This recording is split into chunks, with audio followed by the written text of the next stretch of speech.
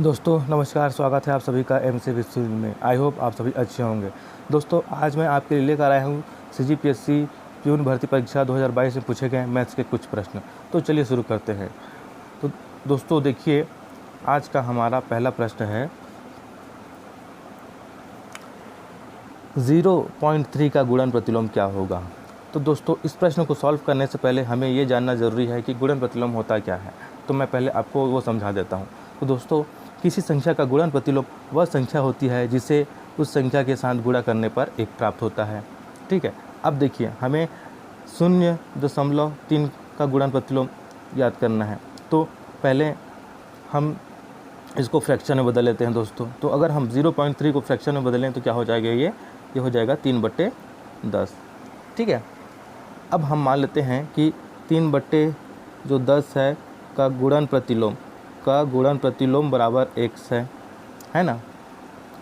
तो अब क्या हो जाएगा, इन दोनों का गुणा करने पर गुणनफल 1 आएगा, तभी तो ये गुणन प्रतिलोम होंगे, है ना। तो देखिए ये क्या हो जाएगा आगे, 3/10 x बराबर 1। अब हमें x का वैल्यू ज्ञात करना है, अर्थात गुणन प्रतिलोम ज्ञात करना है। तो क्या करेंगे, हम क्रॉस मल्टीप्लिकेशन कर देंगे दोस्तों। तो देखिए क्या हो जाएगा, x बराबर ये 10 जो है ये इधर चला जाएगा, ऊपर चला जाएगा, और ये 3 जो है नीचे आ जाएगा। तो क्या हो जाएगा, 10/3 हो जाएगा दोस्तों। तो ये जो 10/3 है यही हमारा आंसर है, गुणन प्रतिलोम है दोस्तों। तो देखिए हमारा ऑप्शन कौन सा सही है, तो हमारा ऑप्शन डी सही है दोस्तों इस प्रश्न का।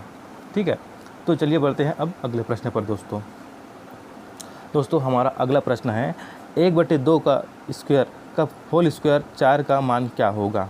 चलिए सॉल्व करते हैं इस क्वेश्चन को। तो दोस्तों हमें दिया है 1/2 का घात 2 और पूरे का घात 4। ठीक है, तो इसको हम इस तरीके से भी लिख सकते हैं कि 1 का घात 2 और 2/2 की घात 2 और सभी का घात 4 दोस्तों, है ना। इस तरीके से भी इसको हम लिख सकते हैं।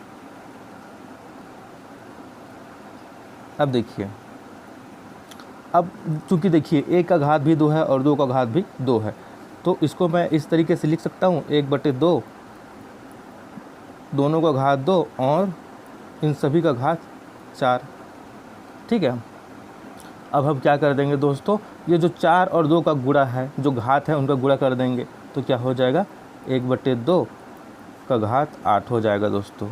ठीक है, हमने 4 और 2 का गुणा कर दिया, तो ठीक है, तो 1/2 का घात 8 हो गया। तो इस प्रकार हमारा ऑप्शन जो डी है वो सही आंसर निकल गया दोस्तों। ठीक है, चलिए बढ़ते हैं अगले प्रश्न पर।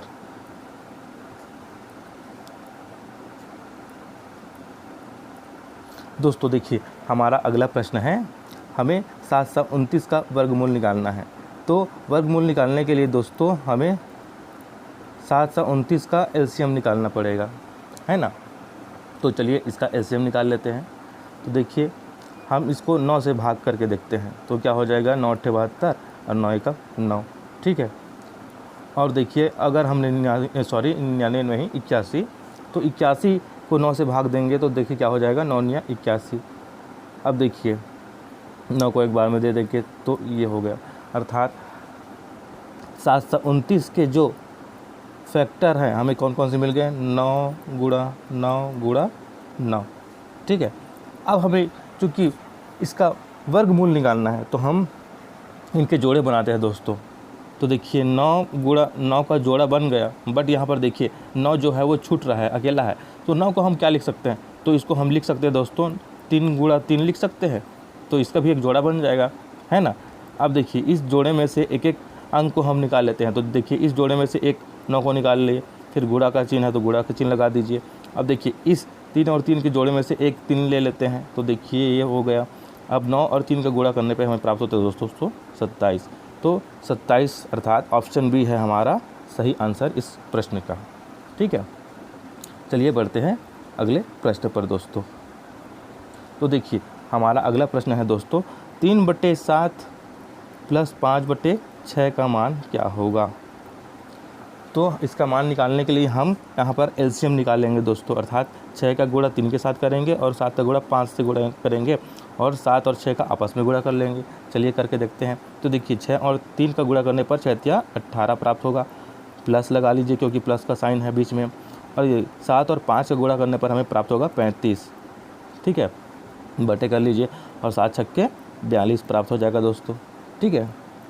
अब देखिए अगर हम 18 और 35 को जोड़ दें तो हमें प्राप्त होता है दोस्तों 53 और बटे में क्या है 42 है दोस्तों। तो देखिए हमारा ऑप्शन कौन सा है 53 बटे 42, तो ऑप्शन बी सही है दोस्तों। तो ऑप्शन बी हमारा इस प्रश्न का आंसर है दोस्तों, ठीक है। चलिए बढ़ते हैं अगले प्रश्न पर। दोस्तों देखिए हमारा प्रश्न है, दो संख्याओं का अंतर 3 तथा इनके वर्गों का अंतर 45 है, इनमें से छोटी संख्या क्या है। तो इसमें 4 ऑप्शन दिए गए हैं, हमें छोटी संख्या ज्ञात करना है दोस्तों। तो चलिए सॉल्व करते हैं। तो देखिए कहा गया है इसमें दो संख्याओं का अंतर, तो मान लीजिए दो संख्याएं हैं x और y, तो अंतर दिया गया है तो x माइनस वाई का अंतर 3 दिया है, ठीक है, और इनके वर्गों का अंतर दिया है 45। हम पहले इसको एक समीकरण 1 मान लेते हैं। अब चूँकि इनके वर्गों का अंतर है 45 तो क्या हो जाएगा x square minus Y square बराबर 45, यही हमारा प्रश्न बोल रहा है ना। अब हम X square minus Y square को लिख सकते हैं दोस्तों एक्स प्लस वाई और एक्स माइनस वाई। क्यों? क्योंकि ये एक फार्मूला होता है, A square minus B square बराबर ए प्लस बी और ए माइनस बी, ये फार्मूला होता है दोस्तों, ठीक है। तो इसी फार्मूले का यूज़ करके हमने ये जो स्टेप है वो लिखा है, ठीक है। अब देखिए यहाँ पर क्या है, बराबर 45 लिख दीजिए। अब देखिए x माइनस वाई यहाँ पर दिख रहा है, यहाँ पर देखिए x माइनस वाई दिख रहा है, तो हम x माइनस वाई का वैल्यू समीकरण 1 से यहाँ पर लिख देते हैं। तो क्या हो जाएगा x प्लस वाई गुणा 3 बराबर 45, ठीक है। अब देखिए दोस्तों यहाँ पर अगर हम x प्लस वाई लिख देते हैं तो यहाँ पर उसका वैल्यू क्या आ जाएगा, देखिए 45 बटे ये 45 है,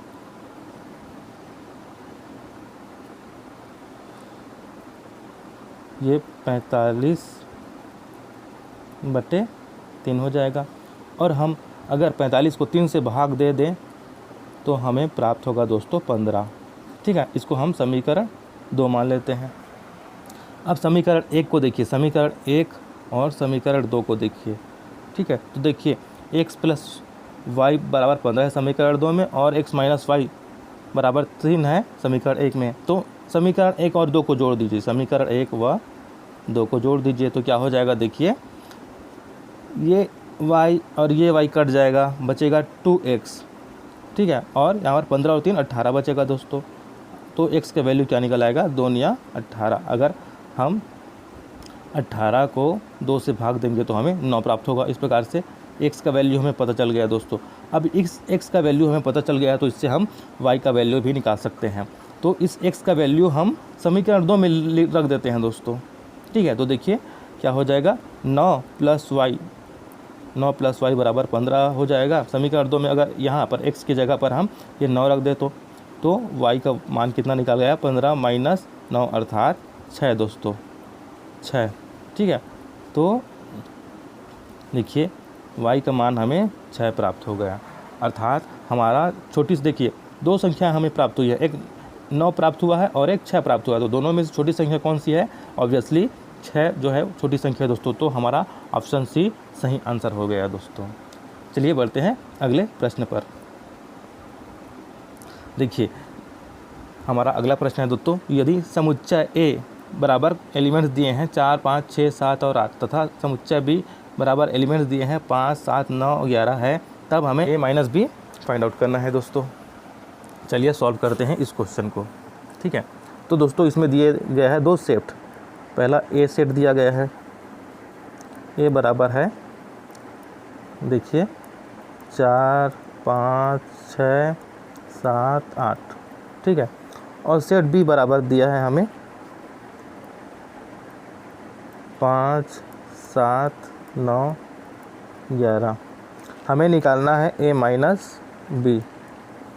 तो दोस्तों इसमें इस प्रश्न में A में B के वही एलिमेंट्स घटेंगे या माइनस होंगे जो एलिमेंट्स ए में भी होंगे और बी में भी होंगे, और जो एलिमेंट्स केवल सेट ए में हैं वो नहीं घटेंगे और वही आंसर के रूप में लिखे जाएंगे दोस्तों। तो देखिए हम शुरुआत करते हैं एलिमेंट ए के पहले एलिमेंट से, ठीक है। सेट ए के पहले एलिमेंट को देखिए 4, देखिए 4 यहाँ है बट 4 यहाँ नहीं है दोस्तों। देखिए सेट बी में 4 नहीं है ना, तो आंसर के रूप में हमें पहले 4 प्राप्त हो गया, ठीक है। अब देखिए दूसरा एलिमेंट है सेट ए का 5 देखिए इसमें भी है और 5 इसमें भी है, तो ये घट जाएंगे, इसको हम नहीं लिखेंगे दोस्तों, ये दोनों घट जाएंगे। अब देखिए एलिमेंट 6 देखिए 6 ए में है, सेट ए में है बट सेट बी में नहीं है, तो वो भी लिखा जाएगा दोस्तों, ठीक है। अब देखिए सेट ए का एलिमेंट 7 देखिए 7 इसमें भी है और 7 सेट बी में भी है, तो ये दोनों भी कट जाएंगे, ये भी नहीं लिखाएंगे। अब देखिए सेट ए को फिर देखिए, तो देखिए एलिमेंट 8 है, 8 इसमें है क्या, इसमें नहीं है दोस्तों, तो एलिमेंट 8 भी आ जाएगा। अब देखिए सेट ए में कोई भी एलिमेंट नहीं बचा, तो यहीं पर हमारा प्रोसेस एंड हो जाएगा दोस्तों। तो हमारा आंसर क्या हो जाएगा ए माइनस बी का 4, 6, 8। अब देखिए यहाँ पर 9 और 11 बच रहे हैं, तो इससे हमें कोई मतलब नहीं है, हमें सेट ए को देखना है। जब तक सेट ए में एलिमेंट्स रहेंगे तब तक हम प्रोसेस करते रहेंगे दोस्तों, और जैसे ही सेट ए की एलिमेंट्स ख़त्म हुए हमारा प्रोसेस वहीं पर समाप्त हो जाएगा, हमें इस एलिमेंट से कोई मतलब नहीं रह जाएगा दोस्तों जो सेट बी में बचे हुए हैं बाकी, ठीक है। तो हमारा इस प्रश्न का आंसर क्या हो जाएगा 4, 6, 8, अर्थात हमारा ऑप्शन सी सही है दोस्तों। चलिए बढ़ते हैं अगले प्रश्न पर। दोस्तों हमारा अगला प्रश्न दिया है, देखिए निम्न चित्र में y का मान क्या है, हमें फाइंड आउट करना है। देखिए एक डायग्राम दिया गया है, तो आप देखेंगे इसको ध्यान से, तो AOD जो है एक सरल रेखा है दोस्तों, सरल रेखा है, ठीक है। और हम जानते हैं कि किसी सरल रेखा के एक ही ओर स्थित या एक ही ओर बनने वाले सभी कोणों का योगफल जो होता है वो 180 अंश होता है ना। तो इसी कॉन्सेप्ट को हम इसमें अप्लाई कर लेते हैं, तो देखिए क्या हो जाएगा y प्लस 150 माइनस x बराबर होता है 180 अंश, ठीक है, ये प्लस है। अब देखिए यहाँ पर जोड़ना है, यहाँ पर प्लस हो जाएगा, ठीक है। तो देखिए ये हमारे कॉन्सेप्ट के अनुसार हमने ये स्टेप लिख लिया, ये लाइन लिख लिया। तो देखिए यहाँ पर x जो है यहाँ पर प्लस है और x माइनस है, तो यहाँ पर दोनों कट जाएंगे दोस्तों, ठीक है। यहाँ बचा क्या, y प्लस 150 बराबर 180 डिग्री, ठीक है। अब हमें y का चूँकि वैल्यू निकालना है तो हम पक्षांतर कर देंगे दोस्तों, तो क्या हो जाएगा y बराबर 180, ये 180 है दोस्तों, ठीक है। 180 माइनस 150 अर्थात 180 में से हम अगर 150 घटा दें तो हमें क्या प्राप्त होगा, हमें प्राप्त होगा दोस्तों 30 डिग्री। तो y का वैल्यू हमें कितना प्राप्त हो गया, 30 डिग्री, अर्थात हमारा आंसर सी सही है दोस्तों, ठीक है। चलिए बढ़ते हैं अगले प्रश्न पर। दोस्तों हमारा अगला प्रश्न है -3/16 में निम्न में से क्या जोड़ने पर 11/24 प्राप्त होगा। चलिए इस प्रश्न को भी सॉल्व करते हैं। तो हम मान लेते हैं -3/16 में x जोड़ने पर 11/24 प्राप्त होगा दोस्तों, ठीक है। अब देखिए हमें यहाँ पर x का वैल्यू निकालना है, क्योंकि हमें कौन सी संख्या जोड़ना है वो ज्ञात करना है। तो देखिए क्या कर लेंगे, हम यहाँ पर पक्षांतर कर लेंगे। तो यहाँ पर देखिए 11/24 है और यहाँ पर ये जो संख्या है या फिर ये फ्रैक्शन है माइनस में है, और पक्षांतर करने पर ये क्या हो जाएगा, प्लस में हो जाएगा दोस्तों। तो यहाँ पर क्या हो जाएगा 3/16, ठीक है। अब हम यहाँ पर क्या करेंगे, हम यहाँ पर एलसीएम निकाल लेंगे दोस्तों, ठीक है। तो देखिए क्या हो जाएगा एलसीएम निकालने पर, यहाँ पर देखिए 24 है, ठीक है, और यहाँ पर 16 है। तो हम जो हर है उसको समान करने की कोशिश करेंगे। तो अगर मैं यहाँ पर 11/24 के अंश और हर में 3 का गुणा कर दूँ, ठीक है, और यहाँ पर 3/16 में यहाँ पर 2 का गुणा करते हैं, 2 का गुणा करते हैं, ठीक है। यहाँ हम 11/24 में 2 का गुणा करते हैं अंश और हर के साथ, और 3/16 में 3 का गुणा करते हैं अंश और हर के साथ। तो हमें क्या प्राप्त होता है, देखिए यहाँ पर देखिए 11 दूने 22 और 24 दूने 48 प्राप्त हो जाएगा। और प्लस में इधर देखिए 3 तिया 9 और बटे में 16 तिया 48, अर्थात जो हर है वो समान हो गया दोस्तों, है ना। तो जब हर समान होते हैं तो हम क्या करते हैं, अंश को जोड़ देते हैं, तो 22 बटे 9 बटे 48 हो गया, ठीक है। और 22 में अगर हम 9 जोड़ दें तो 31 प्राप्त होगा और बटे में 48। इस प्रकार देखिए हमारा आंसर आ गया ऑप्शन बी दोस्तों। ये हमारा ऑप्शन सही है इस क्वेश्चन का। चलिए बढ़ते हैं अगले प्रश्न पर। दोस्तों देखिए हमारा अगला प्रश्न है, निम्न चित्र में कोण बी ए सी बराबर 90 अंश है, ए सी बराबर 400 मीटर, ए बी बराबर 300 मीटर, तब हमें बी सी की लंबाई ज्ञात करनी है। हमें ये लंबाई ज्ञात करनी है दोस्तों, हमें, ठीक है, ये लंबाई हमें ज्ञात करनी है। चलिए सॉल्व करते हैं इस प्रश्न को। तो यहाँ पर देखिए, यहाँ पर लंब दिया है 400 मीटर, आधार दिया है 300 मीटर, हमें कर्ण की लंबाई ज्ञात करनी है दोस्तों। तो इसको हम पाइथागोरस प्रमेय से सॉल्व करेंगे। तो देखिए पाइथागोरस प्रमेय क्या कहता है कि कर्ण का जो वर्ग होता है वह लंब के वर्ग और आधार के वर्ग के योग के बराबर होता है। तो देखिए कर्ण का वर्ग हमें मालूम नहीं, हम उसको x मान लेते हैं, तो x स्क्वायर मान लेते हैं, ठीक है। हमने जो कर्ण है उसको हम x मान लिए, ठीक है। तो x का स्क्वायर बराबर क्या हो जाएगा, 400 का स्क्वायर प्लस 300 का स्क्वायर, ठीक है दोस्तों। अब देखिए इसको और आगे सॉल्व कर लेते हैं तो क्या हो जाएगा, देखिए 400 का वर्ग करने पर हमें प्राप्त होगा 1,60,000, ठीक है दोस्तों। और इधर 300 का वर्ग करने पर हमें प्राप्त होगा, देखिए 90,000, ठीक है। अब हम दोनों को जोड़ लेते हैं दोस्तों, तो क्या हो जाएगा, हमें 4 0 पहले और ये 25, ठीक है। ये एक्स स्क्वायर बराबर 2,50,000 हमें प्राप्त हो गया, ठीक है। अब हमें एक्स का वैल्यू निकालना है तो हम इसका वर्गमूल के रूप में कर देते हैं। देखिए ये जो घात है ये वर्गमूल के रूप में यहाँ पर आ गया, तो यहाँ पर देखिए क्या बचा, 2,50,000। अब 2,50,000 का वर्गमूल होता है दोस्तों 500, तो x बराबर हमें प्राप्त हो गया 500, अर्थात जो हमारा कर्ण है वो कितना निकल गया, 500 निकल गया दोस्तों, अर्थात हमारा ऑप्शन सी सही है इस प्रश्न का आंसर। तो हमारा आंसर क्या आ गया, हमारा आंसर आ गया दोस्तों 500 मीटर। चलिए बढ़ते हैं अगले प्रश्न पर।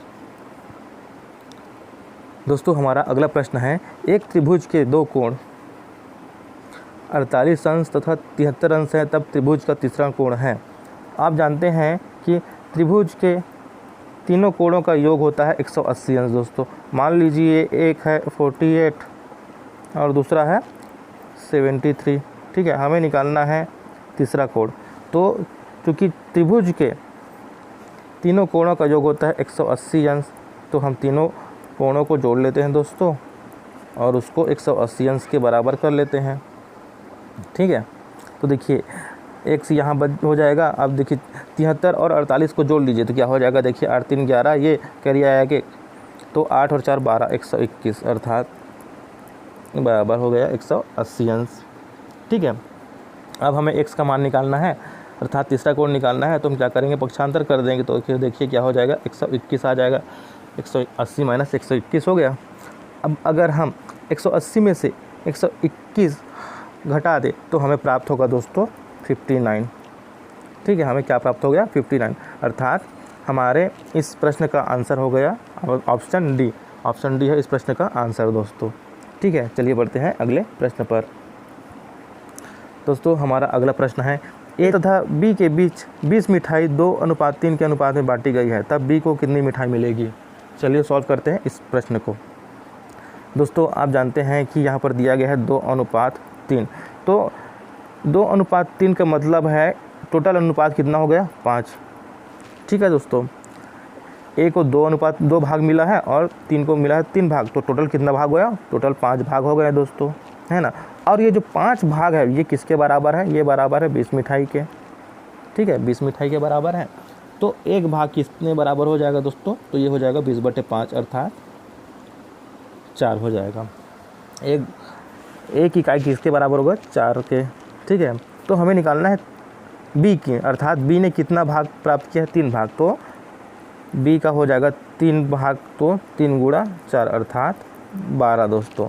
बी को कितनी मिठाई मिलेगी, तो 12 मिठाई मिलेगी, तो ऑप्शन हमारा बी सही है। ये हमारा आंसर है दोस्तों। चलिए बढ़ते हैं अगले प्रश्न पर।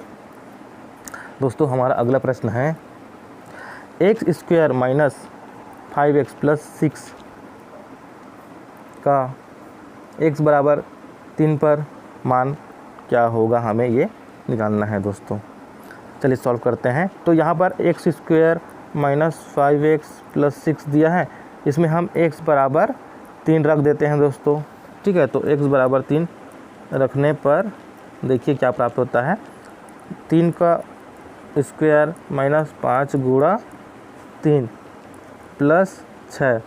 ठीक है, अब देखिए इसको सॉल्व कर लेते हैं। तो 3 का स्क्वायर हो जाएगा 9 माइनस 5 दिया 15 हो जाएगा, और प्लस ये 6।